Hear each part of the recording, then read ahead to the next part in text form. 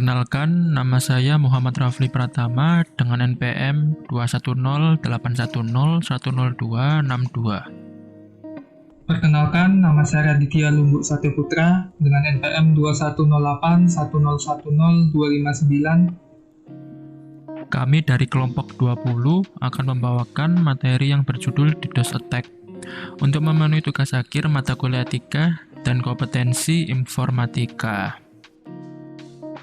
Pengertian DDoS.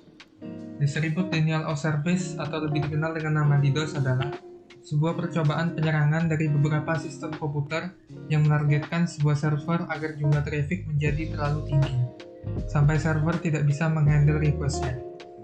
DDoS biasa dilakukan dengan menggunakan beberapa sistem komputer yang digunakan sebagai sumber serangan. Jadi mereka melakukan serangan ke satu server melalui beberapa komputer agar jumlah traffic juga bisa lebih tinggi. Serangan DDoS bisa dibilang seperti kemacetan lalu lintas yang menghalangi pengemudi untuk mencapai tujuan yang diinginkan dengan tepat waktu. Jenis-jenis DDoS Attack. Yang pertama yaitu ping of death. Metode ping biasanya digunakan untuk mengecek posisi dari sebuah alamat IP, situs, atau website. Namun, di tangan orang yang salah, ping kadang digunakan untuk mengirimkan data berukuran hingga 65 KB secara masif. Situs yang memiliki server dengan bandwidth yang kecil tentu akan mengalami kendala pengaksesan. Namun, cara ini sudah terbilang tak lagi efektif, mengingat perkembangan jaringan saat ini, situs-situs konvensional sekalipun sudah memiliki bandwidth yang cukup besar. Yang kedua, UTF loading. Metode serangan ini hampir mirip dengan ping of death, yakni mengirimkan paket data secara masif kepada server target. Bedanya adalah, pola ini menggunakan protokol UDP sebagai kendaraan serangan. Akibatnya, komputer target akan kesulitan menangani request data dalam jumlah besar. Biasanya, komputer akan mengalami hang. Yang ketiga, sync loading. Serangan ini hanya bisa dilakukan saat dua komputer sudah melakukan sambungan komunikasi. Pelaku akan mengirimkan pesan syntax kepada komputer target. Pesan tersebut dikirim dalam jumlah yang besar. Hasilnya, komputer target akan mengalami hang. Yang keempat yaitu remote control attack. Metode ini terbilang rumit, layaknya seorang pengendali boneka. Pelaku menggunakan beberapa komputer dengan server besar milik pihak lain untuk menyerang target. Besarnya server komputer yang digunakan untuk menyerang tentu menimbulkan efek yang besar pula bagi komputer target. Pelaku juga bisa bersembunyi di balik server dan tidak terlacak. Studi kasus DDoS Attack. Ada berita bahwa Google telah menghapus 300 aplikasi Google dari Play Store yang dianggap sebagai pintu masuk hacker dalam serangan Distributed Denial of Service atau DDoS.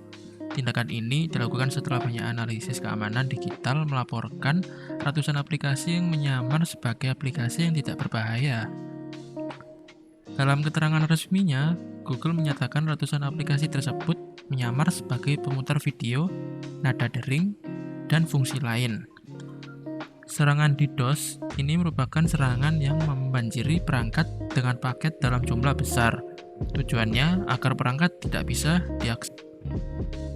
Untuk menyamar, ratusan aplikasi tersebut membujuk para pengguna perangkat Android. Ratusan aplikasi itu disematkan aplikasi berukuran kecil lainnya. Namun, ketika dipasang, malware akan menyerang perangkat, lalu malware ini secara serentak bekerja di 130.000 IP. Perangkat yang telah terinfeksi malware akan dijadikan botnet dan diperintahkan oleh sang hacker untuk melancarkan serangan DDoS. Cara kerja DDoS. 1. Sebelumnya hacker menyebarkan malware melalui link, email, dan lainnya. 2. Device yang telah terinfeksi malware akan diperintahkan oleh hacker untuk melancarkan serangan DDoS. Device yang telah terinfeksi ini dinamakan botnet. 3. Botnet melakukan serangan DDoS kepada server target secara masif. 4. Akibatnya, server kewalahan dan tidak dapat menghandle berbagai request. Tips menghindari DDoS. 1. Memantau traffic secara berkala. Dengan memantau traffic secara berkala, tidak hanya berguna untuk mengetahui seberapa populer sebuah situs web, tetapi juga untuk memantau ada tidaknya serangan DDoS. Oleh karena itu, traffic harus dipantau secara teratur sehingga keberadaan traffic tinggi yang tidak normal dapat dilaporkan. Yang kedua, yaitu menerapkan proteksi berlapis. Langkah selanjutnya adalah dengan menerapkan proteksi ganda pada website atau layanan online kita, yaitu dengan menggabungkan keamanan firewall, filteran konten, VPN, dan lainnya.